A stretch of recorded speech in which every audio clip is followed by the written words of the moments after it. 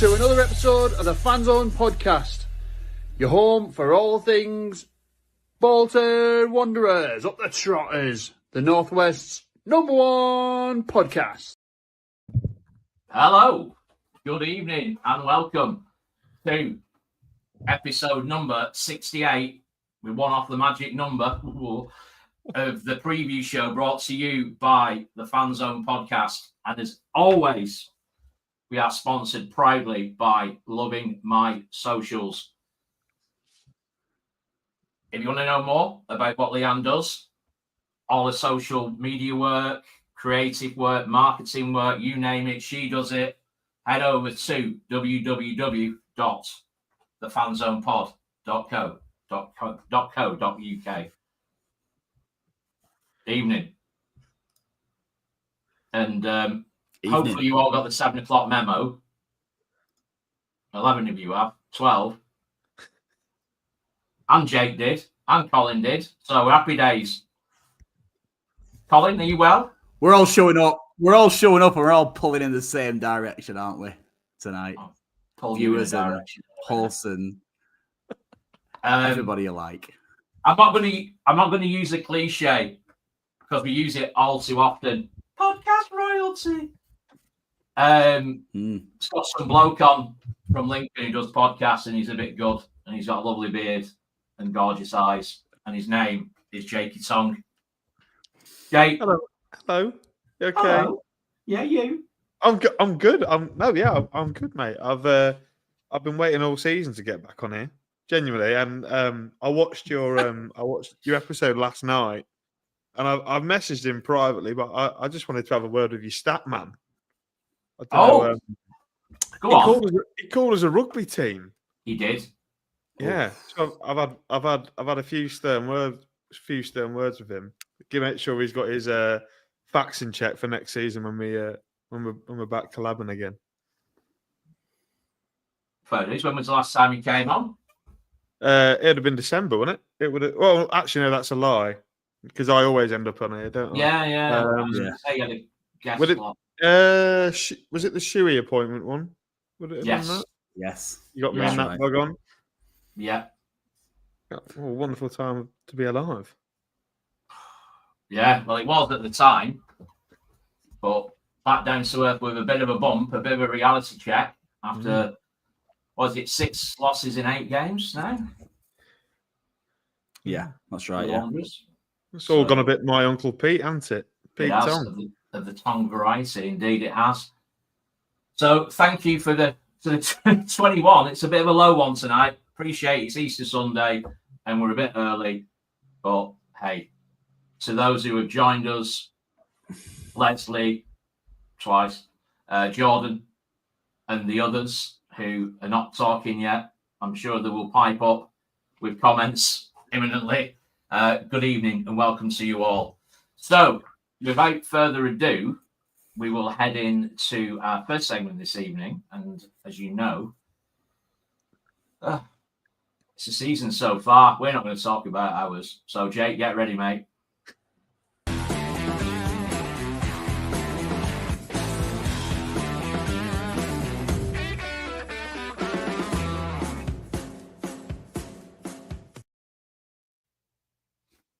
So, Bolton Wanderers currently sit at the dizzy heights of 8th. Lincoln, 11th? When I listen to you in Nappers, Jake, it always comes across, I don't really pay much attention to your lot, but it always comes across that you're doing really, really well. I don't know, is it just me? Am I getting it wrong? What's the trip, mate? Talk to me. Yeah, according to me, we're probably top of the league in all aspects, aren't I? Because I'm very house proud. That's the word. That's what Napper's always calls you, isn't it? House proud. I often get painted with a house proud brush, but I think we all are in Lincoln. Certainly in Lincolnshire. Maybe other aspects of the county. But normally. But I like to be, a bit unlike certain people I know. I like to be the positive one. I like to look at things. You got to look at things positively because if your football is your one thing that certainly I get out of my flat to go and do. All of a sudden, if it's crap, then I've got no to live for ever, apart from coming on here. So it's we're doing okay. I think for where we are, and I hate Lincoln fans who will listen. I'm guessing they're not one of the 14 across the platforms that we've got with us at the moment, but I think Lincoln fans will be frustrated if I say it's to do with budget. We're doing really well for where we lie on the budget table. I think speaking to our director of football and chief exec, we have 19th place, biggest budget in the league. And you look at some of the teams that you're competing with to try and get into the top 6, then all of a sudden you can see why we've fallen behind. So, we are. I suppose we are doing well considering where we lie in the financial table. Talk to me about Skubala, because obviously you very much an advocate of him originally, and certainly the start of the season. And then around maybe a few months back, you obviously went on a bit of a wobble and your head were falling off, and you were saying you wanted a clear out and a reset. Obviously, he's kind of turned a corner a little bit, hasn't he, in recent weeks. Where you're at with that one? Yeah, I'm a little bit up and down, a bit like a bit up and down at the moment with Michael. Obviously, I think at the start of the season, and obviously I put us in the top 6 in my predictions, which maybe looks a little bit hasty now. But I think the way that we ended last season, obviously you guys would have seen it as well. The way that we ended, I think we went 20 games, we won 16, lost twice, and drew the other one. So we ended on a really rich reign of form.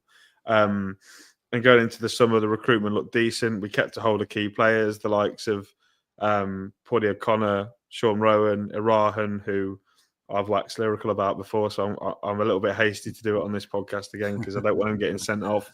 And then we start the season well. At Christmas, fantastic. Win the playoffs. We beat Reading over Christmas. We get into the top 6. I'm thinking fantastic. Then we go on a really turgid run just before we play you. We lost away at Shrewsbury. We lost away at you guys, where we were 1-0 down and completely shot ourselves in the foot. And then all of a sudden, we've just been a little really poor trying to hoof the ball up. We've changed shape since then. We've gone to the 4-2-3-1, and all of a sudden look miles better. Your younger players, have finally got the experience that they needed and are playing consistently, and now they're stepping up. So, where I am in terms of Michael, it's very difficult because he's got 3.5 years left on a contract, which for a club like Lincoln, to pay someone off for that amount of time, you can't just throw that. So I'm roughly guesstimating that's probably about 600 grand, which is probably the fee that we get for one of our players if they left in the summer. And we'd rather spend that on improving the players or the facilities. So I think the camp is very much now, we've sort of ended the season pretty brightly. Obviously, winning on Friday has massively helped that in a couple of performances. So I think most people are now sort of like, give him the start of the season, give him another summer to rebuild. The league is going to look, it's incredibly weak this year, but I think it's going to look even weaker next year because you're not going to have so many top sides. So, I think that my stance is just see how he goes first couple of months and see where it goes. But, this change of form has come from changing formation, and the formation change means you have one more attacking player in the team, and all of a sudden, I think since Christmas we've been the league's top scoring side. So clearly it's working. It's working to, and we all go to games because not only want to see a team win, we want to see a team score loads of goals, don't we? And ultimately we've been doing that. Segues nicely into my next comment. Actually, I was going to ask you about your January signing of James Collins from Derby. Yes. If you would have had him for the length of the season, would you have envisioned you guys being a little bit higher than you are now or not? Yeah, I think so. Has he scored 8 in 17 or 8 in 18? He's very close to repeating the feat of a little blonde lad that I've not shut up about for the best part of 18 months. Go on, say his name. I can't because you'll take the mick out of me, won't you? The one that's up front for Huddersfield with that donkey Dion Charles. So I think so. But I think what's really let us down, and Colo's goals have been great. It's good to have an experienced number 9 in the building. And it reminds me a lot of when we went out and signed John Marquis towards the end of 21-22 to try and help keep us in the league. What's been our downfall, not downfall. Paul's my dad. Downfall has been our record against the teams at the bottom. Like we've lost 15 points to the teams in the bottom 5. Like we've lost away at Shrewsbury, we lost at home to Burton, we drew at home to Cambridge and Shrewsbury. That's what's let us down. We're against the better sides, we sort of competed a little bit better. Like we've got wins over. We've got the double over Reading. We've beaten Leyton Orient. We've beaten Stockport. Had fairly decent games with Birmingham as well. So, yeah, it's Colo's goals would probably. I mean, I'm imagining hopefully he's going to go and score 20 goals next year. But if we'd had him at the start of the season, you never know, do you? Fair. So, talking about the Statman's preview of your game, we've obviously got one bit of it out of the way in parts and dealt with, but he did touch on the fact that goal scoring has been a challenge defensively. Happy? Yeah, I think so. I mean, obviously the goal scoring thing with the fact we've been the top scorers in the leagues maybe shuts the stat man up a little bit. Yeah, it's a bit of a contradiction, really, isn't it? And yeah, I mean, scoring goals is, the problem is in football, you guys will know, goal scorers cost the most money. Lincoln don't have the most money in the league. The goal scorers go to the people who spend the most money, don't they? You look at Alfie May, certified 20 goals a season. Where's he ended up? Birmingham, because they can pay him. Don't want to make a fee up, but they can pay him a significantly larger payback than we can. Defensively, he's been okay. I think last year we had a freak of a goalkeeper in obviously ex-Bolton, Lucas Jensen, who was outstanding, just absolutely. I think his XG prevented was nearly 20, and that was like double the next goalkeeper down on the list. So when we sold him to Millwall, and we had George Wickens coming, who made a real howler for your first goal, from what I can remember at your place. He just let the ball. I think it was it Collins, the first goal? It sort of just drifted across him, didn't it? It was really, really poor goalkeeping. So we've had to play with him, and he's a young goalkeeper who's on the first year of his 4-year contract. So he's sort of learning on the job a little bit. And we've had Paudie O'Connor, who in my eyes he's been outstanding this year. Fantastic centre half. He's set to leave on a free, but he's been suspended quite a lot. So having your best defender suspended, I think he's had two or three red cards, and he's already had 10 yellows. So he's missed maybe, you're talking 7 or 8 games due to suspension, which is a real shame. But yeah, defensively we're okay, but I don't think we can. I mean, I listened to the stat man. He said the XG, like in terms of chances that we give away, they're not very high quality. So I suppose it's been all right. Just teams have been really clinical against us, and that's really, really been a bit of a shame for us. Be all right tomorrow then. Let's for the purpose of not only people listening live, because there's not a lot, to be honest, tonight, but certainly people listening back. Let's flip it on its head a little bit, Chris, if you don't mind, and kind of ask Jake from his perspective, from the outside looking in, with his knowledge of us, what he thinks our issues have been this season, and why you think we've not been able to kind of push on. Well, the manager, clearly, first and foremost, is Ian Evatt was a bit of a problem, wasn't he? But look, if you've got to change the players to get some real change, apparently, about Bolton. So I'm not sure what Ian Evatt was going on about. I think that's been a real issue. Really, I think you held on to him far too long. Yeah. And if you'd have sacked him earlier, I mean, obviously we did our best to keep him in a job, didn't we? By letting you beat us in the Pizza Cup. I think if you'd have sacked him earlier and brought in Schumacher at the start of the window, because you've essentially let Ian Evatt go all the way to the end of the window nearly and gone, well, we think he's going to be the man, but we're not quite sure. Then results all of a sudden fall on top of him, and he's out of a job, and therefore your new manager has. I think what does Schumacher have? Maybe 2 or 3 days left of the window, maybe a day. A day or two. That he came in Thursday night as it closed, I believe, if not mistaken. He's got no chance to really shape the squad, is he? And you've sort of, because you guys spent money in January, didn't you? You signed Joe Randall, who, for a 7-figure fee, you'd imagine that if you're going to back the manager like that, you'd probably want to at least try and keep him on. But clearly it was becoming untenable. I mean, I watched a few games when you were on Tuesday nights and we weren't playing or whatever, and like the atmosphere at Bolton. I mean, I've always gone and it's always been pretty good, but it's toxic. Like I could hear the crowd getting on it, and when these big clubs, the fan base is like that. Ultimately, the board and the director of football, the strategy or whatever you guys have got in place. Which I remember last time we had a conversation. We had an hour-long preview, didn't we? And you were telling me about your concerns about the hierarchy of the club. And to be honest, I mean, I don't know if there's been a huge amount of change, but that would still worry me if you're not organised off, if you've not got your ducks in a row off the pitch. How are you meant to get them on the pitch? So I think, it's that's what's let you down. Really, it feels a bit like disorganised. I feel like Bolton this year, they really had an opportunity. They really had an opportunity at the start of the season. I know you lost at Wembley, and you can say it's a Wembley hangover.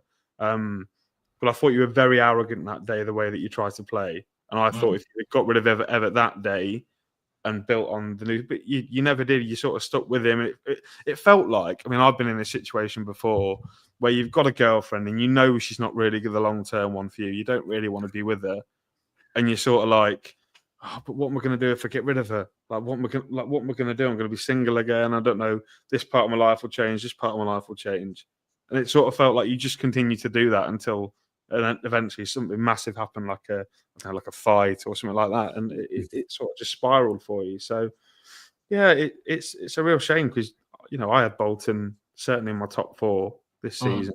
I thought you guys were gonna, based off how good you were last year and the fact that I thought you made some really good signings over the summer with McAtee and Sabi Sean and I say Tutu, etc. I thought you were going to kick on, but unfortunately, it's not quite worked that way for you.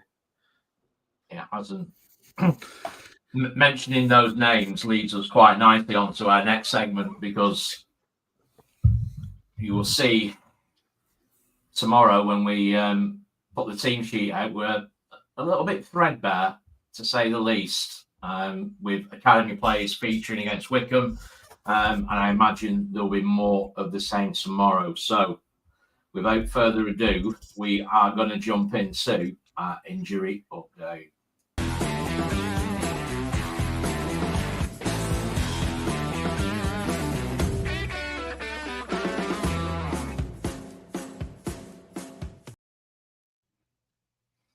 Colin, yes, over to you, mate.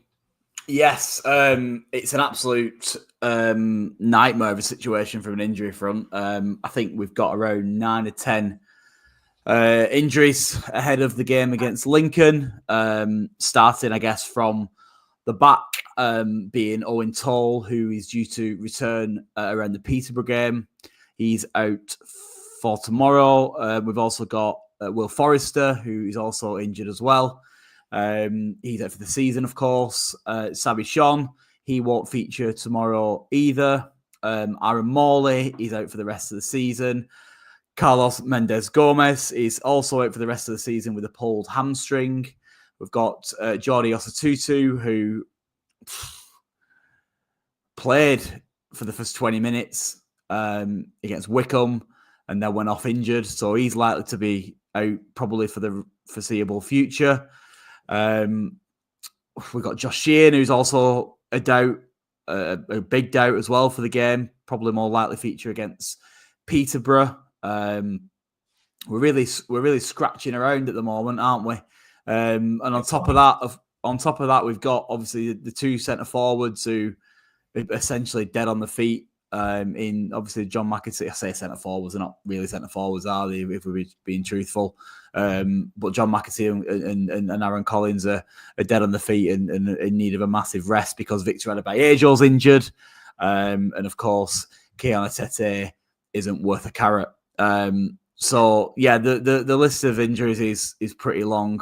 Randall as well is another one. He's touch and go. He might feature tomorrow. But he's clashed with Clyde Lolos in training last week, apparently, in inverted commas. So it's a pretty long list. That's the immovable object meeting the irresistible force the clash between Clyde Lolos and Joe Randall, isn't it? My God. Jeez. Surprised we didn't hear that in Bury. It's a good job he didn't clash with Big Dave, isn't it, Chris? What a player. I'll tell you what, he's coming to get you tomorrow, Jakey, baby.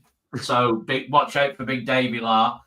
And we, of course, are talking about David Abimbola, who is our 19-year-old centre forward, who is built like a vending machine. Unbelievable. Unit. Absolutely frightening. But he is quite literally, front to back, quite possibly our only ray of hope at the moment, which I think really puts into perspective where we are from a personnel standpoint. So, Jake, over to you. How are we looking down at Sincil Bank? Yeah, just quickly, that striker that you mentioned, I don't know if he played in your under-18s, because I certainly seem to remember the name, because our 18s obviously played each other in the Youth Cup this year. That's right. Which we've done, just about won, and I seem to remember watching the game, and he was quite a handful for our defenders. So I hope, well, hopefully for him, he has a decent run in the team and maybe scores a couple of goals. But for Lincoln, we've got a little bit out. So the main one I would say, Jovan Makama, you might have seen, he won League One Player of the Month for March. Really good, 21-year-old. Plays on the right side of the three behind the striker. Unfortunately for him, he's had a great month. He got 8 goal contributions in 6 games in March, and he did his hamstring away at Charlton, so that's his season done, which is a real shame because he was playing really well that day. Really good player that's tall, fast, but I mean you won't see him, so there's no point describing him. But someone to look out for next year, obviously when we're playing against each other. Dom Jeffries is another one. Who sort of plays on the left side of the three behind the striker. He's out for the season. He's had a bit of a hip injury all season. Ironically, it's come out that he's out for the season after him and the manager had a bit of a spat on the touchline at Charlton. So whether he could have continued, I don't know. Jack Moylan is another one that is out. He's been out for a while now. Although he's on the grass, whatever that bloody means. It's like in the building, isn't it? Yeah. So he's kind of back, but I wouldn't anticipate he's going to play. Maybe you're looking at Wrexham on the final day to try and get him involved. And then, I mean, obviously the good news for us is that Ethan Rahan's now back, aka the gobby one from the tough sheet earlier in the season that got 2 yellow cards for dissent and killed the game from a Lincoln point of view. He's started to be phased back into games now. He's had 20 minutes off the bench against Shrewsbury and against Reading. So we're looking okay. Paulie O'Connor's going to be back for this game as well. So he's fresh off serving a 4-game ban for another red card. Our best defender and our best midfielder are now back. So it's looking good. Obviously, Collins started on the bench, whether he was slightly stiff or he's 34 now. He's getting on, and so he can maybe not play 2 games in 4 days. But we're looking okay. It's not as bad as it was a couple of years ago when we had no fit centre forward. So, and by listening to your injury concerns, I don't think I'm really allowed to moan. No, I think you can't moan about injuries, can you? Because it's part and parcel. But in terms of the numbers, it's just ridiculous. Schumacher's commented. Obviously, even with his experience, he's never had to deal with such a crisis of this magnitude in his career, which is unfortunate. But we're still 3 points off the playoffs, albeit with a horrendously honking goal difference. Ironically, it was only a few weeks ago that we had a conversation about that. Is it going to come down to goal difference? And there is a distinct possibility that it will. Not so much because of our form, but because of the teams around us who are faltering at the moment. But still, it counts as a point. So, yes, we're clinging on to our final hope. I'd rather be put out of our misery, to be honest. I'm sick. I'm sick of this kind of false hope, and it's horrible. They clearly don't want it. No. So why should we really? No. Do you know what I mean? No, we had David in the chat. So David Jones mentioned in the chat, David's a regular home and away. That he's given his ticket for tomorrow away. So he bought a ticket for Lincoln away, and he is now giving it away. And his comment was, if they can't be bothered, then I can't be bothered. And it's that level. You tolerate poor performances, but you don't put up with that. It's really embarrassing.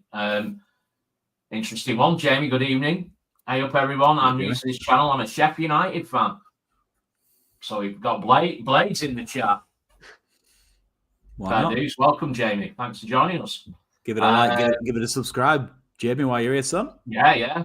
Click that bell. As Matthew says, in a nutshell, if it comes down to goal difference, we've more or less had it. There's no more or less about it, mate. We have had it.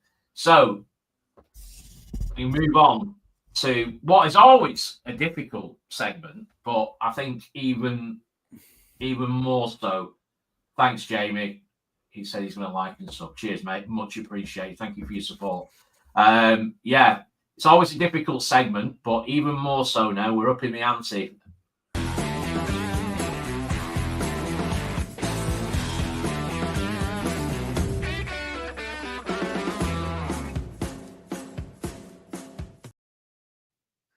Featuring the man of many haircuts, it is Timbo.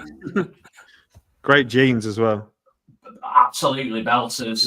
Takes me back to me late 80s, early 90s, Manchester, Happy Mondays, Spike Island. I was there, and everybody had jeans on like that then. It's mad how it comes back around, isn't it? Anyway, tomorrow afternoon, Bolton Wanderers travel to take on Lincoln City. I always refer to it as Sinsel Bank. I know it's not, but I always will, as I do the tough sheet as a record. So, historically, we've not got a bad record. A pretty decent record, some would say. But don't let that fool you. So, we'll go with Cole with your prediction for tomorrow, Colin. Yeah, I was fortunate enough to go on Jake's preview show ahead of tomorrow's game, and I predicted that we would get beat on that one, and I've not changed since yesterday at 10 o'clock in the morning. So I'm going to stick with a defeat by 2 clear goals is what I said to Jake, and I'll stick with that. 2 clear goals. I just think they've tossed it off, to coin a phrase, and I just can't see us getting anything from the game. I think Lincoln will be have the tails up following a very good result down at Reading.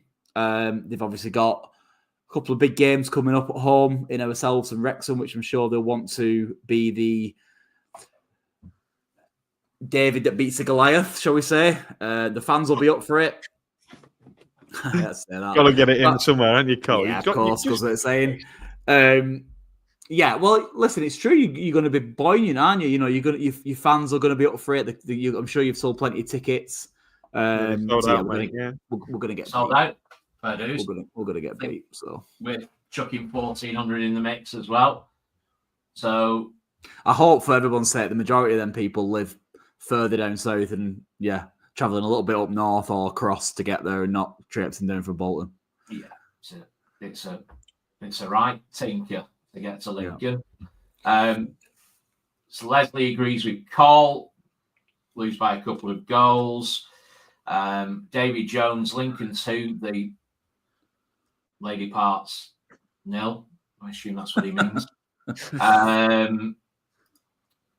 What else have we got? Tomorrow's result from BWFC 2019. Tomorrow's result, Lincoln 3, Bolton 0. Matthew Rushton has gone with a 1-0. God. I've already said that one. I'm just trying to pad it out a little bit because we're a bit quiet. Go on, Jake. hit us with your best shot, in the words of the song.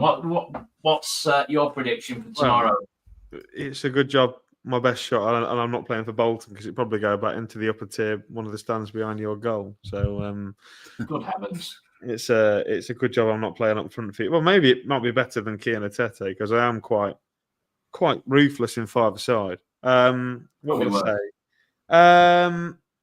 Look, I still think that you guys are a good side. I know you guys are completely written your season off, and that for me, this Bolton team, yes, it might well be one of the worst ones that I've seen in a long time, but you're still only 3 points off it.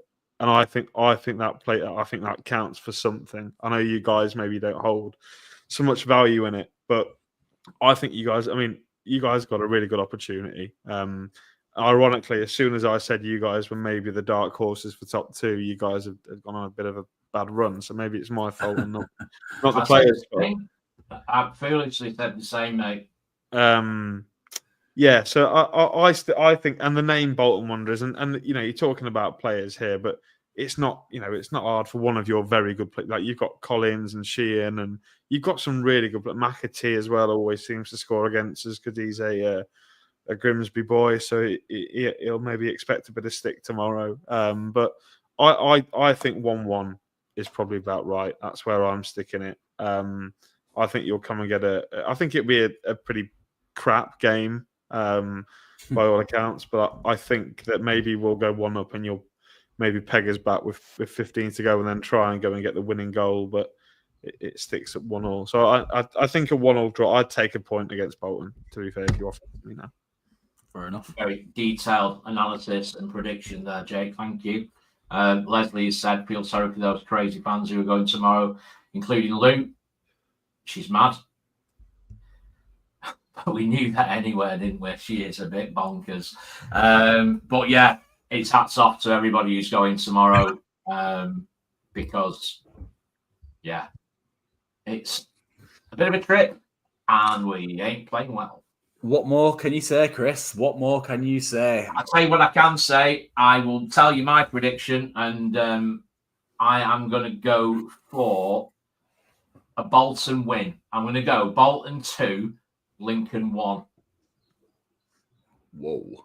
I think there's weight behind it. I really do. I think you guys are selling yourself short a little bit, genuinely. But I can understand why, because you're so, it feels like a chore, doesn't it? Going to games for you must feel bit like a chore. And I think after the manager change, you maybe weren't expecting that. I think you were maybe expecting going to Bolton games to feel good again. I think yesterday served as a bit of time to reflect on that a little bit. What the expectations are. Obviously, day after Wycombe, things have died down a little bit and all that. And it does need upheaval. Players turning out and not putting the maximum effort in is not acceptable at any club. So I'm not gonna renege on what I've said in that respect. However, there's a massive job at hand. He got the bounce. He is the right man. I've said it time and time again. I think Steven Schumacher is the man to take the club to the next level, whether that be the Championship or in terms of is that top two or whatever. But it's going to take time. And right man, time. I think it's not going to need a massive amount of DIY in the summer for Schumacher to get the right men in. I think it probably needs just maybe 4 or 5 signings that are of his expectations and suit what he wants to do on the pitch, but also characters that can, take us that next level and get us promoted. I think that's the biggest word for me. It's characters. We need to sign characters in the summer, and I think we will. To be honest, I think we'll players that he's worked with, Cole. That would be where I would. I think that'd help. I think that'd help when they got Ryan Hardy. He's been mentioned in the chat earlier, Jake. It'd be a really good, clever shot because he's a different option to what you've got up top at the minute, and he's scored goals in the level above. Never mind this level. He's still scoring for Plymouth now, isn't he? He scored away at Pompey the other day. Good So, lad. yeah. Scored away at Pompey the other day. What a boy. Yeah, someone like that. Maybe players that he's worked with before, of course. That's why I think we might see Jamie Tete here again next season, possibly. I don't think people aren't a massive fan of that. I like him personally. Had his best game against us, Cole, didn't he? Yeah, he did. Yeah, he was so good. And I think that's the kind of thing. That's the kind of games that he can, he can produce in. Kind of really, to be fair. And I think he's a good option. I think he's not really had a fair crack at it. Like I said on yours preview, Jake, I think we'll probably see a couple of marquee players get sold this summer. Yeah. Not only to make a statement, I think, from Schumacher's perspective, but also kind of reshape that team in his eyes as well. I'm thinking, as much as I love Josh Sheehan, as much as a talented player he is, someone like that, cash in on a 30-year-old who's just signing a new contract, and somebody like Swansea or Cardiff or whatever probably go in and sign him, and happy days, get good money for him type of thing. But I don't think he's going to need that much. I think we're reacting a little bit to the current state of affairs, but they just need some men essentially in the side. I think. We definitely need to change the way we're going, the trajectory of the club, and it's going to have to be a siege mentality. And we haven't got players in there who are willing to roll the sleeves up and get stuck in like that. But like you say, call it 4 or 5 of them who are capable of that.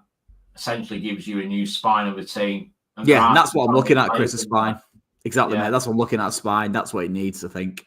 And like Jake said, all the way through this podcast and many others throughout the season, we've got good players, in fairness, technically. They're just a bit marred. Yeah. And that's why they're falling short, both mentally and physically. Yeah. Speaking of ending on a high, we have to congratulate the ladies, don't we, Chris? Unbelievable. What an achievement. Following winning the NWWRL Division 1 North champions. And Cup double. So in their first season of being part of the club again, or part of the club full stop, it's a phenomenal achievement, and they capped that off this afternoon at the Reebok. What a place to do it. Beautiful sunny afternoon. Nice crowd out there. 3-0 win. Yeah, I think they were probably right 2,500, 3,000 there, something like that, I think. I honestly don't know. But it's a hell of a first season. So massive kudos to the Wanderers ladies, and obviously the academy team as well.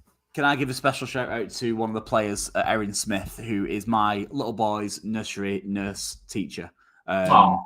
She's a lovely girl, and obviously she's done unbelievably well this season. And obviously all the girls have, to be fair. Currently injured, so didn't play today. But I want to give her a little bit of a shout out because she's a good one, and she looks after my little boy every Monday. Well done, Erin. Gerin.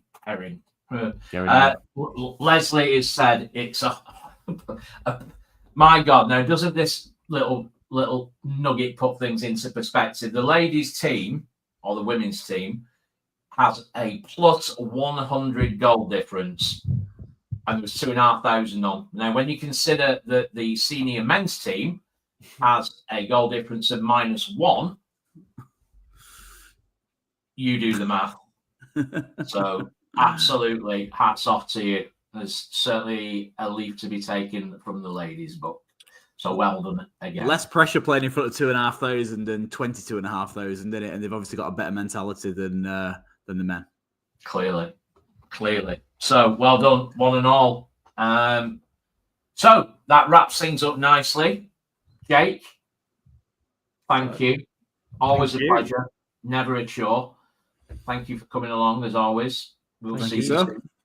I'm looking forward to seeing you next season. Yeah, you will. Of that, I have absolutely no doubt. And look, here we go. Now begins the loving. So Jake will be going live at 8 o'clock with the Fleetwood legend that is Mr. Ben Nippers. So get on that, so you can jump straight off this, straight onto that, Jake can, and you as fans can as well, because it's a belting watch. Get on that. And Colin, thank you. Thank you, sir. Thanks for swinging by. Yeah, well, you know, why knocking about? I might as well. Oh, well, you know, well, I'm at a loose end, you know. They'll turn up for me anyway. And thank you to the 69 in the chat. Hey. Good people. Come on. Thank you all. Thanks for joining us. Enjoy the rest of your Easter. If you're going down to Lincoln tomorrow, sing loud, sing proud, get behind the whites. Get your head checked. You never know what might happen. Good night. Good night. Draw.